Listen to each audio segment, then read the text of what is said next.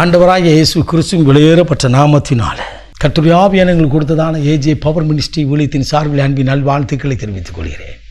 எனக்கு அருமையானவர்கள் எப்படி இருக்கின்றீர்கள்? ஒவ்வொரு நாளும் கர்த்தருடைய வார்த்தை இணையதளத்தின் மூலமாய் அன்பின் வார்த்தை நிகழ்வுகளை காண்கின்றீர்கள். கர்த்தர் அளவில்லாமல் ஆசீர்வதிப்பாராக. உங்கள் உறவுகள் நண்பர்களுக்கு சொல்லுங்கள். தேசமெங்கும் தேவனுடைய வார்த்தை கடந்து போகட்டும். என்னை கேட்டுக்கொண்டிருக்கிற அன்பு சகோதரனை சகோதரியே, இன்றைக்கு கர்த்தர் கொடுத்த வார்த்தையை நாம் தியானிக்க போகிறோம். சிறையிருப்பை மாற்றுகிறவர். யோபுவின் புத்தகம் 42 அதிகாரம் 10 இறைவார்த்தை சொல்கிறது, கர்த்தர் யோபுவுக்கு சிறையிருப்பை மாற்றினார். முன்பு இருந்த எல்லாவற்றையும் போல இரட்டதனையான ஆசீர்வாதத்தை கொடுத்தார். அல்லேலூயா. சிறையிருப்பு மாறிச்சு. எப்போ? தன் சிநேகிதருக்காக ஜெபித்தாராம். அவன் பாடுள்ள மனிதன், தன் சரீரத்தை ஓட்ட கொண்டு வச்சு சுரண்டிக்கிட்டு இருக்க மனுஷன், சரீரம் முழுதும் புண்கள், கட்டிய மனைவி நிந்திக்கிறாள், அவரை ஆறுதல் சொல்ல வந்த நண்பர்கள் இவர்களை பரிகாசம் பண்ணுகிறார். அவர்கள் மத்தியிலே தன் தேவனை நோக்கி ஜெபிக்கிற ஒரு நல்ல மனிதனை தான் தேவன் ஆசீர்வதிக்கிற பகுதியை நாம் தியானிக்கிறோம். இன்றைக்கு பாடுகளோடு, பிரச்சனையோடு, துன்பத்தோடு, பாரத்தோடு இருக்கிறாயா? இதே பாரப்பட்ட பிள்ளைகளுக்காய் கண்களில் கண்ணீரோடு தேவ சமூகத்தை நோக்கிப்பார்.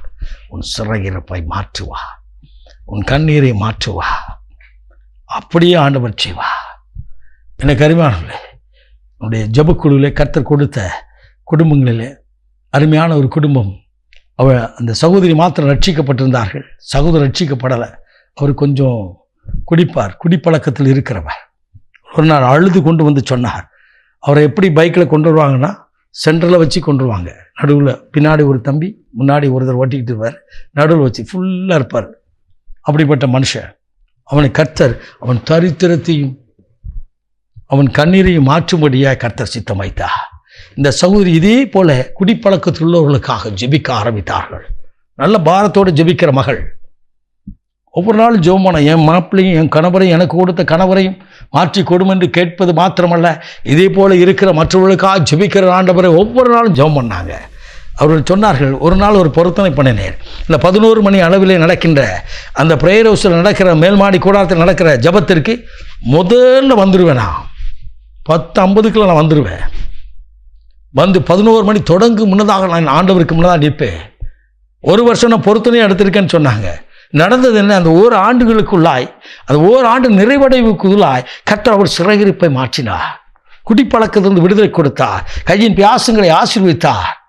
அவர்கள் இன்றைக்கு முதல்ல டிரைவராக இருந்தவர் இன்னைக்கு ஒரு ஓனராகும்படியாய் கர்த்தர், அந்த விசைப்படகுக்கு உரிமையாளராகும்படியாய் கர்த்தர் கொடுத்தார். அது மாத்திரமல்ல, எனக்கு அருமையானவளே, அவள் சிறையிருப்பை மாற்றின போது அவள் சொன்னாங்க, என் வாழ்க்கையில் நடக்கிறது எப்படின்னு எனக்கு தெரியல, ஆனால் ஆண்டவர் நிறைவாக ஆசீர்வதித்திருக்கிறார்.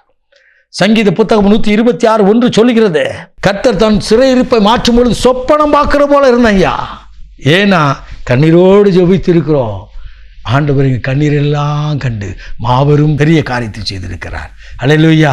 உங்கள் சிறையிருப்பை கர்த்தர் மாற்றணும்னு விரும்புகிறீங்களா? ஆண்டவருக்கு முன்னால் வந்து உங்களுக்காக மாத்திரமல்ல, அதிகாலையில் உங்களுக்காக ஜெபிங்கள். மற்ற நேரங்களுக்கு உங்கள் பக்கத்து வீட்டில் இருக்கிற தம்பி தங்கைகளுக்காய், திருமணமாகாத பிள்ளைகளுக்காய், படிப்பிற்காய் காத்திருக்க பிள்ளைகளுக்காய், ஏற்ற துணை கற்பத்தின் கனிக்காய் காத்திருக்க பிள்ளைகளுக்காய் நீங்கள் கண்ணீரோடு ஜெபித்து பாருங்கள். யோபு ஆசீர்வதித்த அதே ஆண்டவர் உங்களையும் இரட்டதனையாய் ஆசீர்வதிப்பதை அநேகர் காண்பார்கள், அநேகர் காண்பார்கள். இன்றைக்கே உன் பிரச்சனை, கண்ணீர், வியாதி, வருத்தம் எல்லாம் மாறும்படியா ஆண்டவர் நடத்துவார். வேதம் சொல்கிறது, கர்த்தர் அவன் சிறையிருப்பை மாற்றினார். தன் சிநேகிதருக்காக ஜெபித்ததை கண்டு நீ மற்றவர்களுக்காக ஜெபிப்பேன்னு சொல்லி ஒரு பாரத்தோடு எடுங்க, ஜெபிங்க.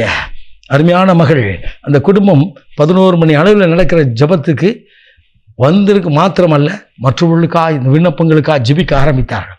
கர்த்தர் வாழ்க்கையிலே ஆசீர்வதித்தார். இன்றைக்கு உங்களையும் ஆசீர்வதிக்க விரும்புகிறார். நாம் ஜெபிப்போமா? மகா பரிசுத்தம் உள்ள தகப்பனே, இந்த அற்புதமான வேலைக்காய் சோதரிக்கிறோம் அப்பா. இன்றைக்கும் தகப்பனே, சிறையிருப்பை மாற்றுகிற தேவன் என்பதை நாங்கள் உடைய வார்த்தையை கேட்டோம்.